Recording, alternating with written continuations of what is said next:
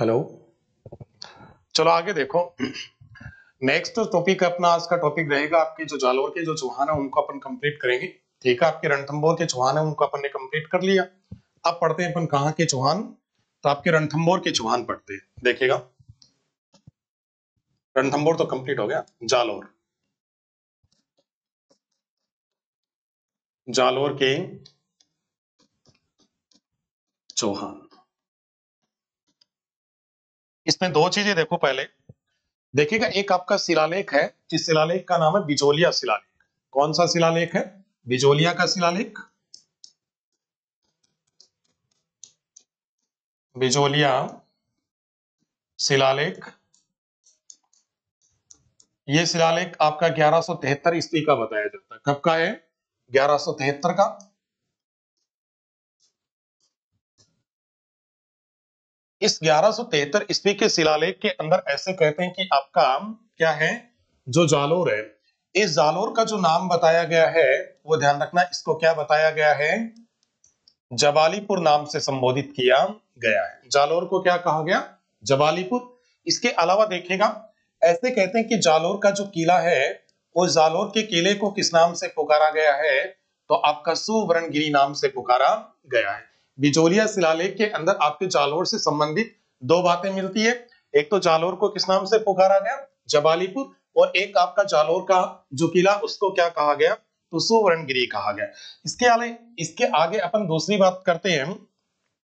तो ऐसा कहते हैं कि आपका जो जालोर है, जालोर, इस जालोर के जो चौहान है, उन चौहानों का जो संस्थापक माना जाता है, आदि पुरुष माना जाता है, मूल पुरुष माना जाता है, वह ध्यान रखिएगा आपका नाडोल प्रदेश।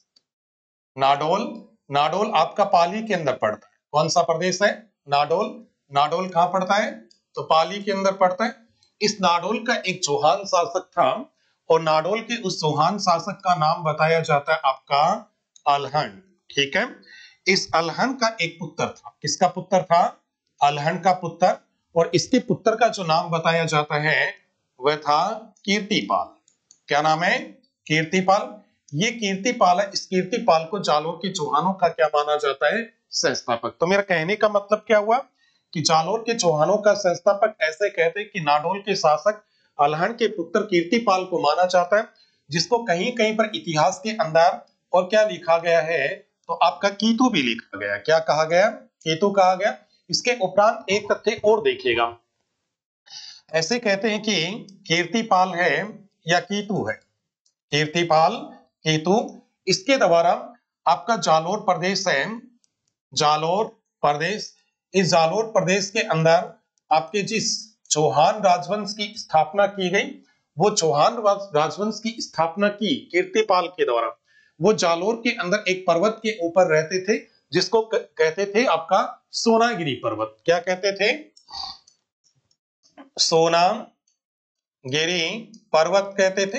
और इस सोनागिरी पर्वत पर स्थित होने के कारण जालोर के जो चौहान थे वह आपके कौन से चौहान कहलाए थे? तो आपके सोनग्रा चौहान कहलाए। क्या कहलाए? सोनग्रा चौहान। और इन सोनग्रा चौहानों की स्थापना कीर्तिपाल के द्वारा आपके 1181 ईस्वी के अंदर की गई थी। कब की गई? 1181 ईस्वी के अंदर। तो ध्यान रखिएगा, आपके जालोर, जालोर के चौहानों की स्थापना कब की गई? 1181 के अंदर। गाइड्स में आपको 1182 मिलेगा, लेकिन आप लोग 1181 याद रखना, क्योंकि हर एक ऑथेंटिक बुक के अंदर क्या लिखा हुआ है? 1181 लिखा है। और किसके किसके द्वारा की गई? कीर्तिपाल के द्वारा क्या की गई थी? स्थापना की गई थी। ठीक है ना? तो ये ध्यान रखना, इसकी क्या मानी जाती है? स्थापना मानी जाती है। कहाँ के चौहानों की? तो जालोर के चौहानों की।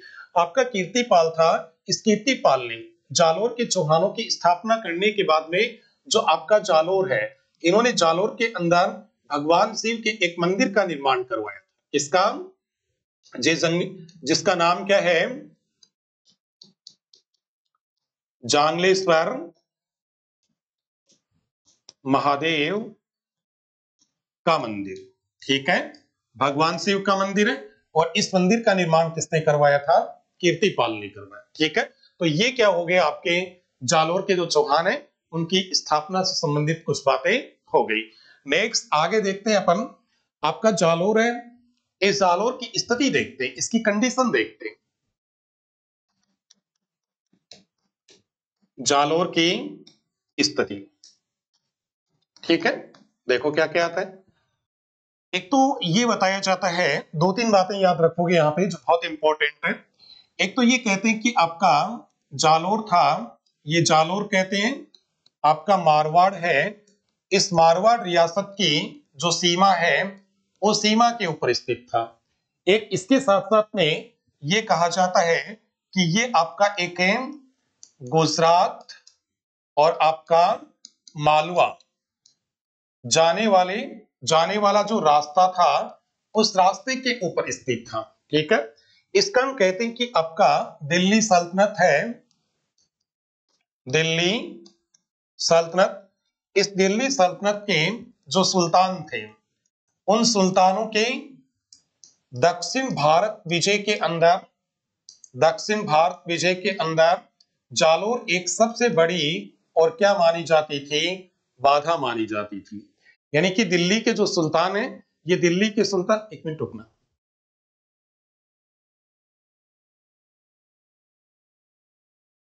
दिल्ली के सुल्तान, हाँ ठीक है, दिल्ली के जो सुल्तान है जो कभी भी आपकी देखिएगा दक्षिण भारत के ऊपर आक्रमण करते थे तो उनको कहते हैं कि आपका जो जालोर है उस जालोर के रास्ते से गुजरना पड़ता था।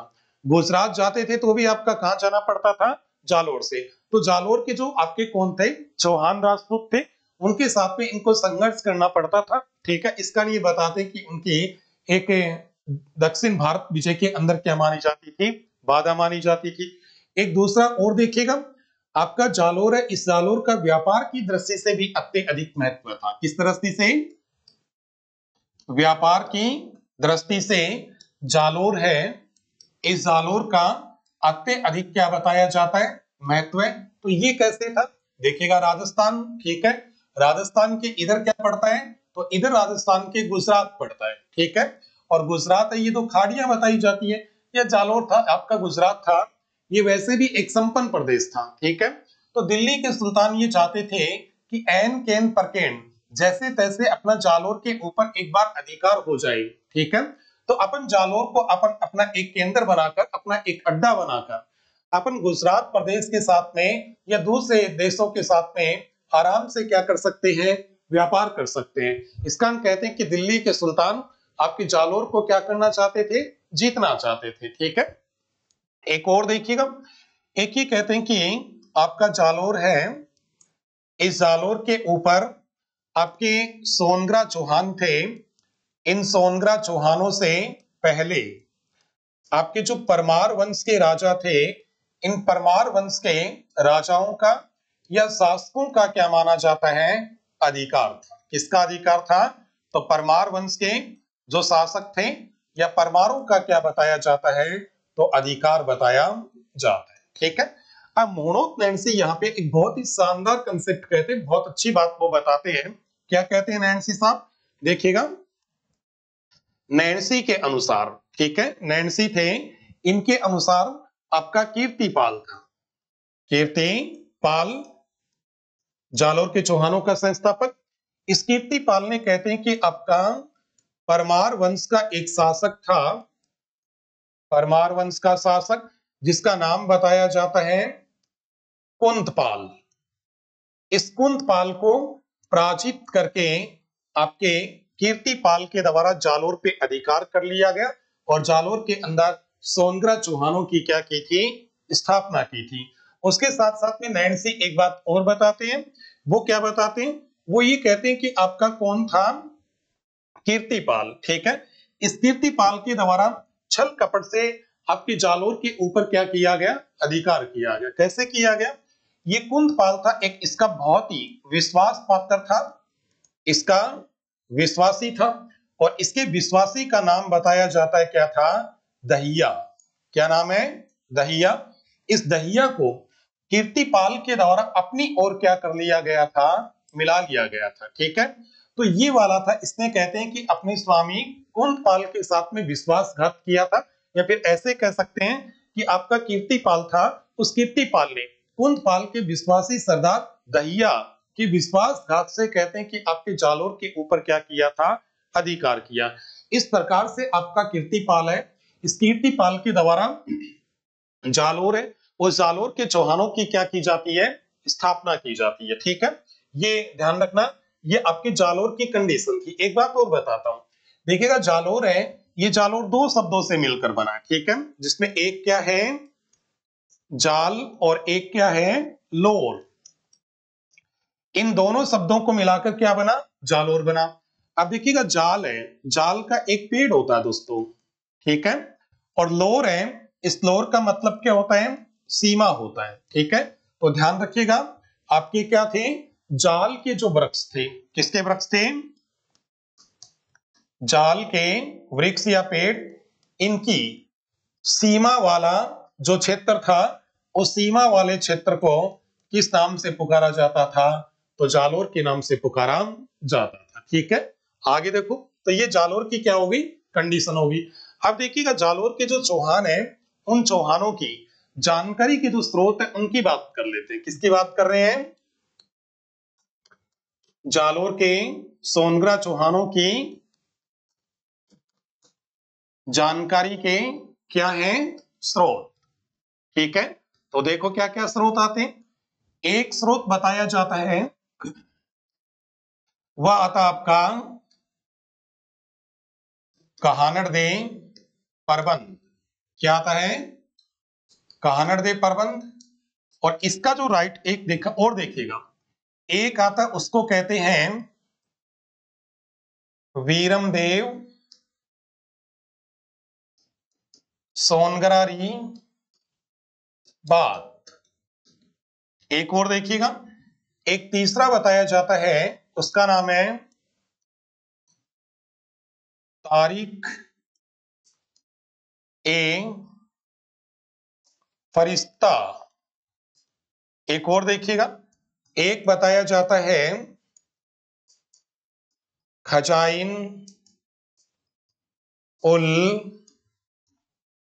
फुतू है। ठीक है, ये कई बार आ चुका है, ये रणथंभौर के चौहानों में भी आया था, तारीख इलाही। एक बताया जाता, उसका नाम है मकराना शिलालेख। क्या है,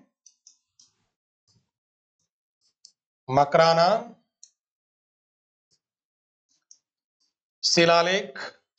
ठीक है, अब ये देखिएगा किस किस के द्वारा लिखे गए और कब के। तो पहला देखो, पहले की बात की जाए तो देखिएगा, ये लिखा गया था आपके पद्मनाभ के द्वारा।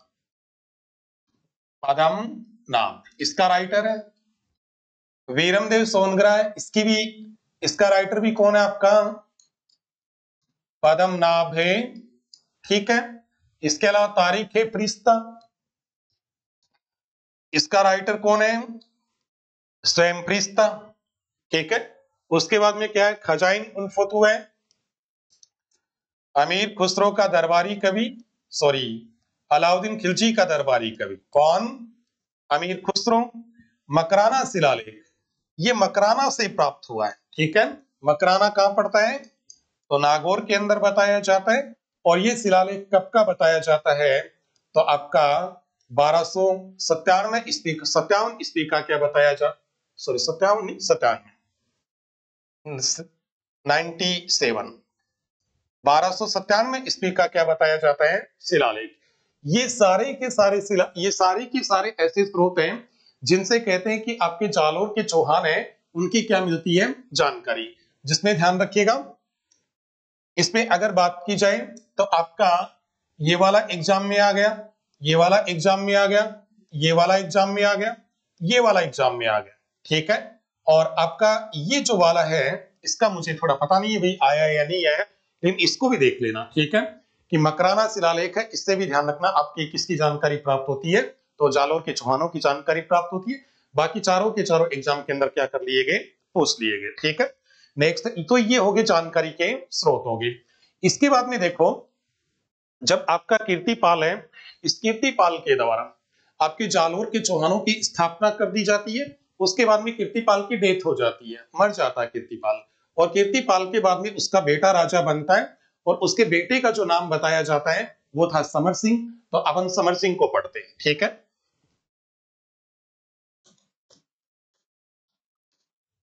समर सिंह, ये समर सिंह है, इसका टाइम पीरियड जो माना जाता है वो ध्यान रखिएगा आपका 1182 से आरंभ होता है और आपका 1205 ईस्वी तक इसका टाइम माना जाता है। इसका समर सिंह का, ठीक है। अब ये समर सिंह क्या क्या कार्य करता है, ठीक है। दो तीन इसकी मुख्य बातें हैं, उसके अलावा इसकी कोई खास बात नहीं है। एक तो सिंपल सी बात याद रखनी है कि समर सिंह है, समर सिंह, ये ध्यान रखना, जो आपका कौन था, कीर्तिपाल या कीतु, इसका क्या बताया जाता है, पुत्र था, बेटा था, ठीक है। और इसकी मृत्यु के बाद में ये जालोर का क्या बना, राजा। अब कीर्तिपाल है, इसने ये सोचा कि यार नए नए राजा बने हैं, हो सकता है कोई बाहरी दुश्मन अपने ऊपर आक्रमण करके, कोई पड़ोसी राज्य अपने ऊपर आक्रमण करके अपने राज्य को छिन भिन कर सकता है या छीन सकता है। इसका सबसे पहले अपने को क्या करना चाहिए, अपनी राजधानी को मजबूत बनाना चाहिए, ठीक है। बाकी कार्य बाद में देखेंगे। तो इसने कहते हैं कि आपके समर सिंह के द्वारा सर्वप्रथम, सबसे पहले सर्वप्रथम इसने कहते हैं कि अपनी राजधानी, जिस राजधानी का नाम क्या बताया जाता है, जालोर, जालोर, इस जालोर का जो किला था इसको सुवर्णगिरी कहते हैं, इसको इसके द्वारा क्या करवाया गया था, तो आपका सुदृढ़ करवाया गया, मजबूत करवाया गया था। इसने ये सबसे पहले कार्य किया, ठीक है, राजधानी को क्या बनाया, मजबूत किया। उसके बाद इसने एक, इसके मस्तिष्क में एक बात और आती है कि अपनी जो सीमा है, अपने राज्य की जो सीमा गुजरात प्रदेश के साथ टच करती है, ठीक है, और गुजरात बहुत पावरफुल प्रदेश है, तो गुजरात अपने को पराजित करके कहीं अपने जालोर को गुजरात के अंदर शामिल ना कर ले, इसका इसने एक काम और किया। किसने किया, आपके समर सिंह ने। तो दूसरा काम ये क्या करता है, इस समर सिंह ने, कहते हैं कि समर सिंह की एक पुत्री थी, समर सिंह की पुत्री, और समर सिंह की पुत्री का नाम क्या था, तो आपका लीला देवी। कहीं कहीं पर लीला देवी को क्या लिखा गया है, लीलावती। इस लीलावती का विवाह था वह गुजरात के शासक के साथ कर दिया, और गुजरात के शासक का नाम क्या था, भीमदेव दित्ते, या भीम क्या बताया जाता है, दित्ते। तो इस प्रकार से समर सिंह ने अपनी पुत्री लीलावती या लीला देवी का विवाह था वह गुजरात के भीम दित्ते के साथ करके, गुजरात प्रदेश है, इस गुजरात प्रदेश के साथ में इसके द्वारा कैसे संबंध बनाए गए थे, तो आपके मैत्रीपूर्ण क्या बना दिए गए थे, संबंध बना दिए गए, ठीक है। इस प्रकार से कहते हैं ये गुजरात की तरफ से क्या हो गया था, गुजरात की तरफ से ये सेफ हो गया। अब गुजरात इसके ऊपर क्या नहीं करेगा, आक्रमण नहीं करेगा, क्योंकि दोनों आपस में क्या हो गए, रिश्तेदार बन गए, ठीक है। लेकिन एक चीज और देखो इस दौरान, ठीक है, कि समर सिंह है, इस समर सिंह के समकालीन, समर सिंह के समकालीन आपकी जो दिल्ली है, दिल्ली सल्तनत, उस दिल्ली सल्तनत का जो सुल्तान माना जाता है, सुल्तान, तो वो कौन था, ये समझने वाली बात है थोड़ी, ठीक है, ध्यान रखिएगा। मैं लिख देता हूं ऐबक, ठीक है, सुनो आप देखो, देखिएगा ऐबक था आपका, कौन था, मोहम्मद गोरी। मोहम्मद गोरी अपने मोहम्मद गोरी के द्वारा भारत के अंदर जितने भी प्रदेश जीते गए, उन सभी प्रदेशों का जो सर्वे सर्वा था, वह सर्वे सर्वा किसको, ऐबक को बनाकर वापस कहां चला गया, गजनी चला गया था, ठीक है। अब ध्यान रखोगे, अगर ऑप्शन के अंदर ऐबक होता है, ठीक है, और अलाउद्दीन खिलजी होता है, अगर दोनों होते, अलाउद्दीन, हाँ अलाउद्दीन खिलजी, मोहम्मद गोरी नहीं भाई, अलाउद्दीन खिलजी, कौन आएगा, अलाउद्दीन खिलजी। अब क्या हुआ देखिएगा, क्योंकि आपका 1206 के अंदर कौन मर गया था,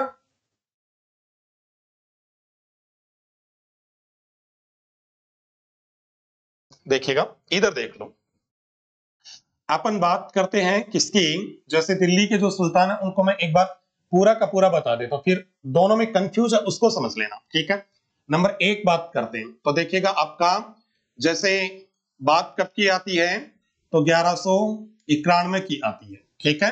तो 1191 में कौन सा युद्ध हुआ था आपका? त्राइन का युद्ध हुआ। फिर अपन बात करते हैं किसकी? तो आपके 1192 की बात करते हैं। तो 1192 के अंदर आपका कौन सा युद्ध हुआ था? तो आपका त्राइन का ये कौन सा युद्ध है? द्वितीय। और ये कौन सा बताया जाता है? प्रथम। ये जो दोनों युद्ध थे, ये दोनों युद्ध ध्यान रखना किस किस के मध्य लड़े गए थे? दिल्ली के चौहान, आपके दिल्ली के नहीं, अजमेर के चौहान शासक, जिसका नाम क्या बताया जाता है? तो आपका ध्यान रखना कौन था? अजमेर का चौहान शासक पृथ्वीराज था। ठीक है। उसके बाद में यहां भी सेम कंडीशन यही थी। और इधर कौन बताया जाता है? तो आपका गौरी बताया जाता है। ठीक है। इन दोनों के अंदर युद्ध होते हैं। उसके बाद में गौरी कहां चला जाता है? वापस चला जाता है ना। और आपके ध्यान रखना कहां पे? भारत के अंदर जितने भी प्रदेश थे उनका सबका सर्वे सर्वा किसको बना के जाता है? तो आपका ऐबक को, अपने गुलाम को। ठीक है। और इधर देखिएगा जीतता कौन है? आपका मोहम्मद गौरी जीतता है। कौन जीतता है? मोहम्मद गौरी। अब ये मोहम्मद गौरी था, ये तो आपका ध्यान रखिएगा कहां चला गया? गजनी। और आपके भारत के अंदर किसको छोड़ के चला गया था? तो ऐबक को छोड़ के चला गया। ठीक है। इसलिए ध्यान रखना प्रेजेंट टाइम के अंदर दिल्ली में था कौन आपका? तो कौन बताया जाता है? तो ऐबक बताया जाता है।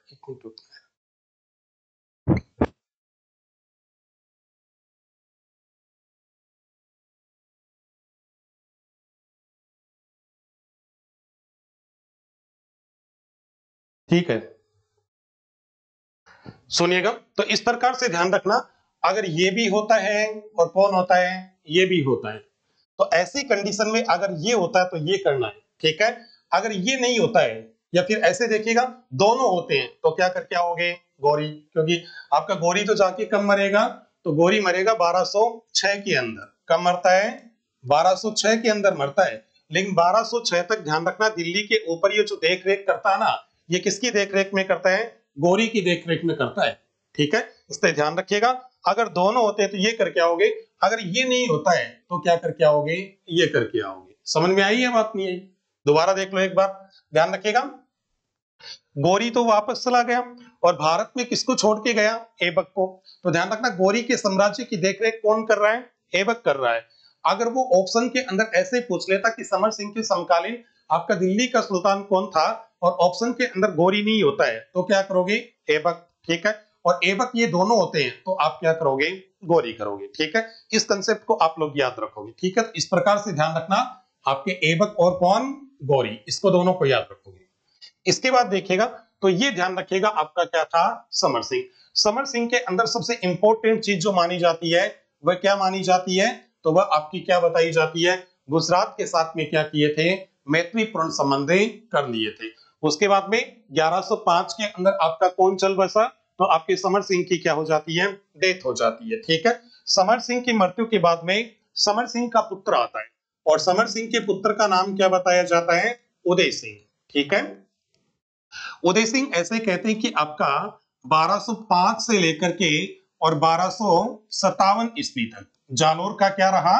राजा रहता है। ठीक है। तो इसकी जानकारी देखिएगा। एक तो पहले सबसे सिंपल, ठीक है, ये किसका पुत्र माना जाता है? तो ये ध्यान रखना आपका कौन था? समर सिंह। ठीक है। समर सिंह थे। इनकी मृत्यु के बाद में समर सिंह का पुत्र जिसका नाम क्या है? उदय सिंह। ये उदय सिंह जालोर का अगला क्या बन गया? राजा बन गया। ठीक है। अब उदय सिंह है, इस उदय सिंह के समकालीन अगर दिल्ली के सुल्तानों की बात की जाए तो एक तो उसी बात का ध्यान रखना जो मैं आपको पीछे बता के, ठीक है, उदय सिंह के समकालीन जो दिल्ली है उस दिल्ली के सुल्तान। ठीक है। तो एक तो ध्यान रखना आपका ऐबक, ठीक है, और एक गोरी वाली बात ध्यान में रखना। ठीक है। क्योंकि आपका गोरी कब मरेगा? जाके 6 के अंदर मरेगा। ठीक है। लेकिन ये 5 में क्या बन गया? राजा बन गया। तो वो जो बात मैंने समर सिंह के अंदर बताई है वो बात यहाँ पे आपकी क्या होती है? लागू होती है। ठीक है ना। उसके बाद देखो 1206 से लेकर 1210 तक ऐबक रहा। 1210 के अंदर ऐबक की क्या हो जाती है? मृत्यु हो जाती है। ऐबक के बाद में अगला कौन आता है? तो आपका इल्तुतमिश आता है। ठीक है। इल्तुतमिश 1236 में मर गया। तो अगला कौन आया? रुकनुद्दीन फिरोज आ गया। रुकनुद्दीन फिरोज, रुकनुद्दीन फिरोज है, इसको 1236 में हटा दिया गया। ठीक है, अगली कौन बन गई? रजिया सुल्तान। ठीक है, रजिया सुल्तान थी, रजिया सुल्तान 1240 में मारी गई हरियाणा के कैथल में। रजिया के बाद में अगला कौन बना? तो वह बनता आपका बहराम शाह है। ठीक है, बहराम शाह 1240 से 1242 तक रहा। ठीक है, उसके बाद में कौन आता है? इसका पूरा नाम है मुइजुद्दीन बहराम शाह। अगला जो आता है उसका नाम है अलाउद्दीन मसूद शाह है। अलाउद्दीन मसूद शाह है, ये भी 1242 से 44 तक रहता है, 46 तक रहता है। उसके बाद में कौन आता है? नासिरुद्दीन आता है, नासिरुद्दीन महमूद।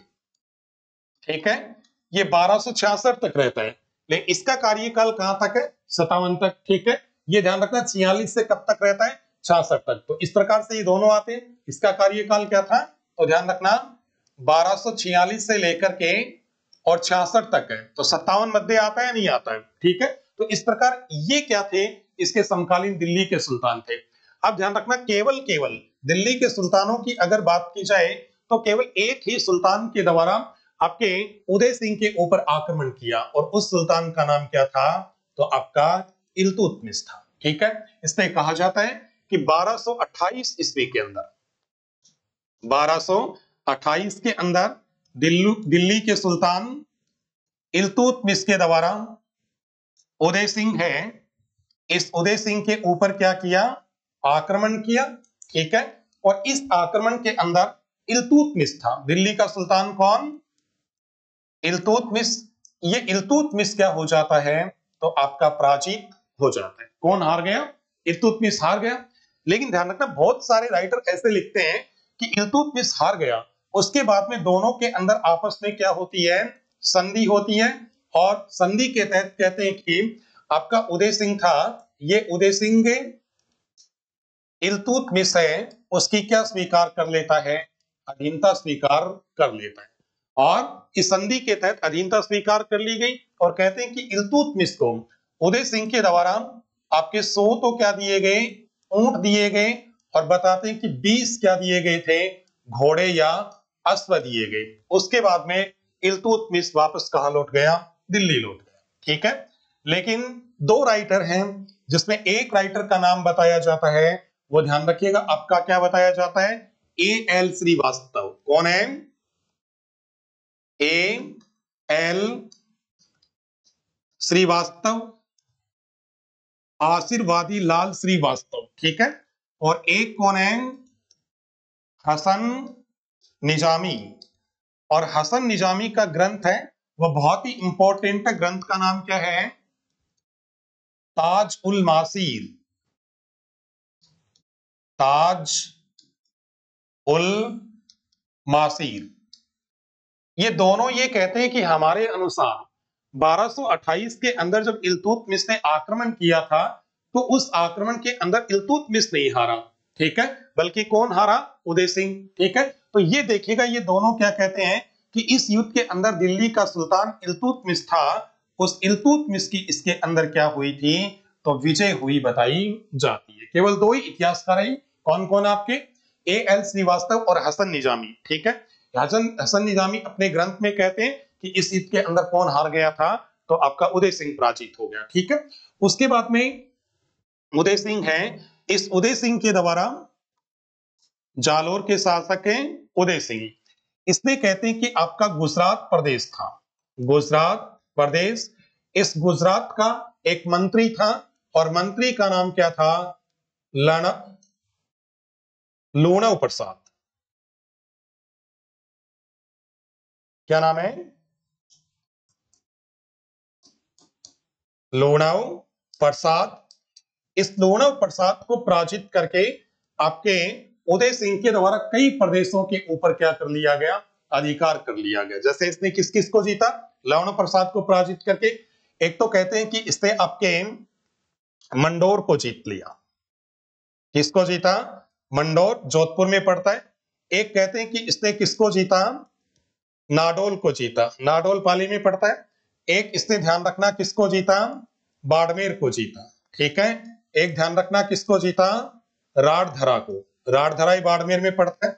एक इसने जीता था रामसीन को, ठीक है। एक इसने जीता था सांचौर को। एक इसने जीता था भीनमाल को। किसको जीता? भीनमाल। सारे के सारे कहां पड़ते हैं? तो ये सारे के सारे आपके जालोर में पड़ते हैं। एक छोटा सा और जीता था, ठीक है, जिसका नाम क्या था? खेड़ा। खेड़ा के अलावा इसने किसको जीता? तो आपके रतनपुर को जीत लिया, ठीक है।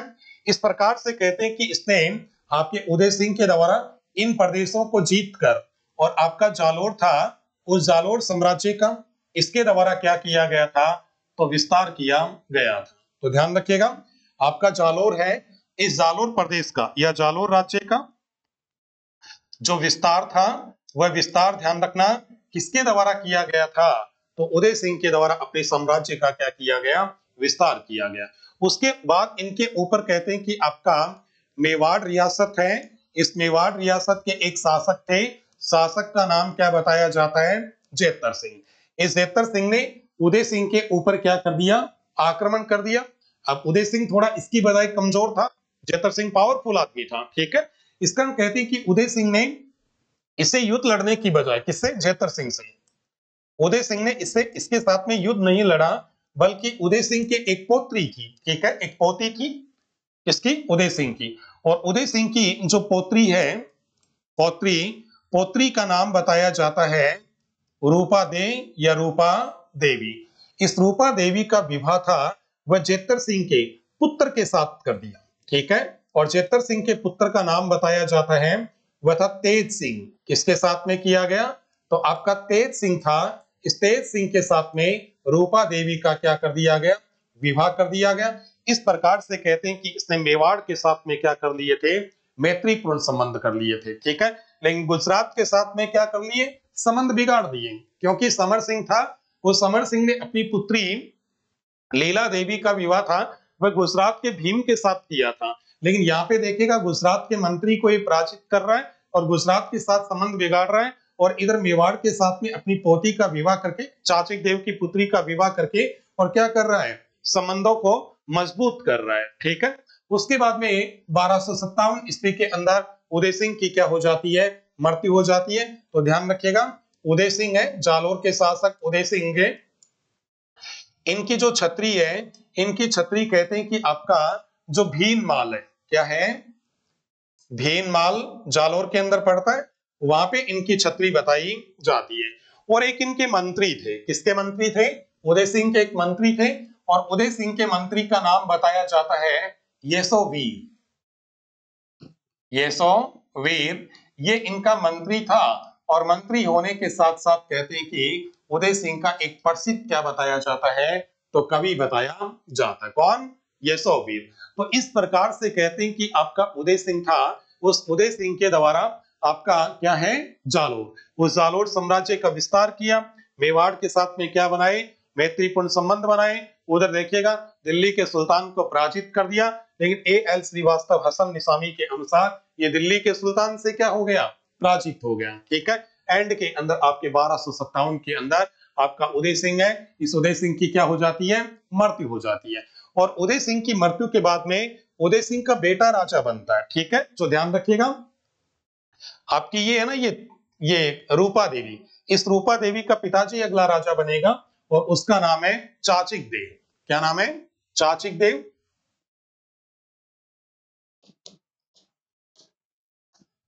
चाचिक देव, चाचिक देव है।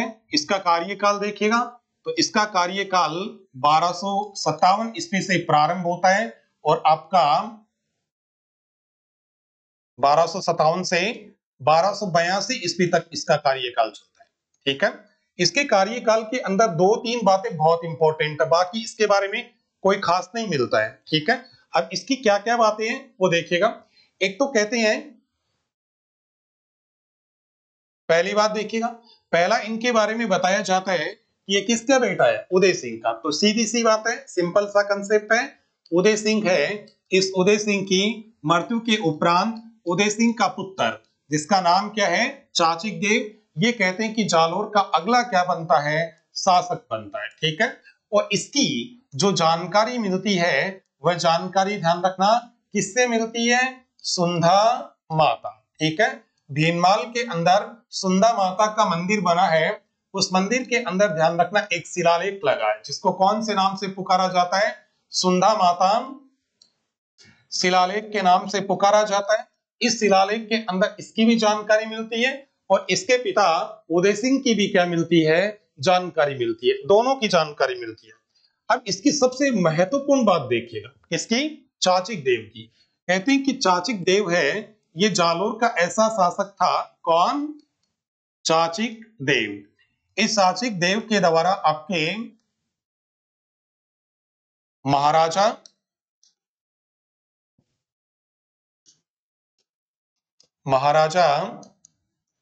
धीराज, क्या है, महाराजा धीराज की इसके द्वारा क्या धारण की गई थी, तो उपाधि धारण की गई थी। कौन सी धारण की थी इसने, महाराजा धीराज की। इसके समकालीन अगर दिल्ली सल्तनत के सुल्तान हैं, उन सुल्तानों की अगर बात करें तो दिल्ली सल्तनत के जो सुल्तान है वो एक तो देखिएगा आपका कौन आएगा, तो नासिरुद्दीन आ जाएगा। कौन आएगा, नासिरुद्दीन, क्योंकि नासिरुद्दीन 66 तक रहता है। तो एक तो आ गया कौन, नासिरुद्दीन महमूद आ गया। नासिरुद्दीन महमूद के बाद में एक आपका कौन आ गया, तो आपका बलबन आ गया। कौन आ गया, बलबन। ठीक है, और इन दोनों के द्वारा, या फिर ऐसे कह सकते हैं कि दिल्ली के जो सुल्तान थे उन दिल्ली के सुल्तानों के द्वारा आपके चाचिक देव को, कहां के सुल्तान, दिल्ली सल्तनत है, उस दिल्ली सल्तनत के जो सुल्तान थे उन सुल्तानों के द्वारा, चाचिक देव था जालोर का शासक चाचिक देव, उसको इन्होंने एक कौन से रूप में, तो एक स्वतंत्र शासक, स्वतंत्र राजा के रूप में, और इन्होंने इसे क्या प्रदान की थी, स्वीकृति प्रदान की या स्वीकार किया था। ठीक है, इसलिए कहा जाता है कि चाचिक देव है, चाचिक देव, इस चाचिक देव को दिल्ली सल्तनत है, उस दिल्ली सल्तनत के जो सुल्तान हैं उन सुल्तानों के साथ में इसे किसी भी प्रकार का और क्या नहीं करना पड़ा था, संघर्ष नहीं करना पड़ा था। तो ध्यान रखिएगा, चाचिक देव को दिल्ली के किसी भी सुल्तान के साथ में और क्या नहीं करना पड़ा, संघर्ष नहीं करना पड़ा था। एंड के अंदर 1282 ईस्वी के अंदर चाचिक देव है, इन चाचिक देव की क्या हो जाती है, मृत्यु हो जाती है। तो चाचिक देव की मृत्यु के बाद में चाचिक देव का बेटा राजा बनता है और उसका नाम बताया जाता है, वह था सामंत सिंह। क्या नाम है, सामंत सिंह। तो देखिएगा अगला पॉइंट आता है क्या अपना, सामंत सिंह। और सामंत सिंह का जो टाइम पीरियड माना जाता है वह 1282 ईस्वी से आपका 1305 ईस्वी माना जाता है। एक तो ये चीज समझ लेना। ठीक है, कहीं कहीं पे आपको जो आपका सामंत सिंह है इसका टाइम पीरियड मिलेगा 1282 से लेकर के 1296 ईस्वी मिलेगा। ठीक है, लेकिन ये गलत है, ध्यान रखना। आप लोग यही टाइम याद रखोगे, सभी परफेक्ट बुक के अंदर, ऑथेंटिक बुक के अंदर इसका कार्यकाल यही दिया गया। ठीक है, कई लोग ये क्यों बताते हैं इसकी बात अभी कर लेंगे अपन। ठीक है, तो सुनो देखो, इससे पहले जालोर का राजा कौन है, चाचिक देव। ठीक है, चाचिक देव की मृत्यु के बाद उसका पुत्र का नाम क्या है, सामंत सिंह। ये सामंत सिंह था, ये कहते हैं कि जालोर का नेक्स्ट क्या बनता है, राजा बनता है। अगला क्या बनता है, राजा बनता है। उसके बाद में देखिएगा अगर इसके समकालीन, ठीक है, और दिल्ली के जो सुल्तान है उन सुल्तानों की बात करें, किसके समकालीन, सामंत सिंह। तो ध्यान रखिएगा, सामंत सिंह के समकालीन दिल्ली के सुल्तान। यहां से यादव देखो, मुख्य मुख्य सुल्तानों की बात कर लेते हैं। तो एक तो आपका क्या आ गया, एक तो बलबन आ गया। कौन आ गया, बलबन। ठीक है भाई, और एक आ गया आपका कौन, 1296 के अंदर अलाउद्दीन खिलजी ने जलालुद्दीन खिलजी को मार डाला। ठीक है, तो एक आ गया जलालुद्दीन खिलजी आ गया। एक ध्यान रखना आपका कौन आ गया, अलाउद्दीन खिलजी आ गया, अलाउद्दीन खिलजी। ये तीन थे, ये तीन कहते हैं कि इसके समकालीन दिल्ली के सुल्तान थे। ठीक है, नासिरुद्दीन के बाद में बलबन बना, बलबन के बाद में ध्यान रखना कोई केकूबाद क्यूमर छोटे मोटे और आते हैं। अगला कौन आता है, मुख्य जलालुद्दीन आता है, और अगला कौन आता है आपका, अलाउद्दीन खिलजी आता है। ठीक है, लेकिन ध्यान रखना ना तो इसने आक्रमण किया, इसने आक्रमण नहीं किया, इसने आक्रमण किया। ठीक है, तो जलालुद्दीन खिलजी था, इसने कहते हैं कि आपका जालोर है, इस जालोर के ऊपर 1291 ईस्वी के अंदर जलालुद्दीन खिलजी था, जलालुद्दीन खिलजी। ये कहते हैं कि आपका जालोर है, इस जालोर के ऊपर आक्रमण करने के उद्देश्य से, टारगेट से, और आपका कहां तक आ गया था, तो सांचौर तक आ गया था। कहां तक आ गया, सांचौर। लेकिन सांचौर वाले क्षेत्र के अंदर आपका सामंत सिंह था। वो सामंत सिंह ने कहते हैं कि एक भगेला राजपूत था। कौन सा राजपूत था, भगेला राजपूत। और उस भगेला राजपूत का नाम बताया जाता है सारंगदेव। इस सारंगदेव के सहयोग से जालोर के शासक सामंत सिंह के द्वारा सांचौर के पास में दिल्ली के सुल्तान जलालुद्दीन खिलजी का जो आक्रमण था, उस आक्रमण को और इसके द्वारा क्या बना दिया गया था, विफल बना दिया गया, असफल कर दिया गया। जलालुद्दीन खिलजी वापस कहां चला गया, दिल्ली चला गया। लेकिन यहाँ पे देखिएगा आपका ये बड़ा तेज आदमी था। ठीक है, बहुत बुद्धिमानी आदमी था। इसका हम कहते हैं कि सामंत सिंह ने 1296 ईस्वी के अंदर, कब है, 1296 के अंदर दूरदर्शिता का परिचय देते, दूरदर्शिता का परिचय देते हुए, और इसने अपने योग्य पुत्र, ठीक है, जिसका नाम क्या था, कहानर देव, इस कहानर देव को 1296 ईस्वी के अंदर और अपना क्या सौंप दिया था, तो अपना कार्य शासन सौंप दिया था। ठीक है, या कह सकते हैं राजपाट सौंप दिया था। लेकिन इतना अब देखिएगा ये इसने बहुत अच्छा काम किया। अब 1296 के अंदर क्या करता है, राजपाट सौंपता है। ठीक है, लेकिन ये 1305 ईस्वी तक जिंदा था। इसका 1305 ईस्वी तक आपका कानड़ देव है, ये कानड़ देव कहते अपने पिता के नाम से क्या चलाता है, शासन चलाता है।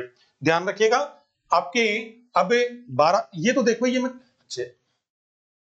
हाँ ये उसका कार्यकाल है। ठीक है, अब देखिएगा इधर मैं आपको इसका कार्यकाल लिख के बताता हूं, 1296 से 1305, एक तो ये मिलेगा, और एक क्या मिलेगा, 1305 से लेकर के 1311 तक मिलेगा।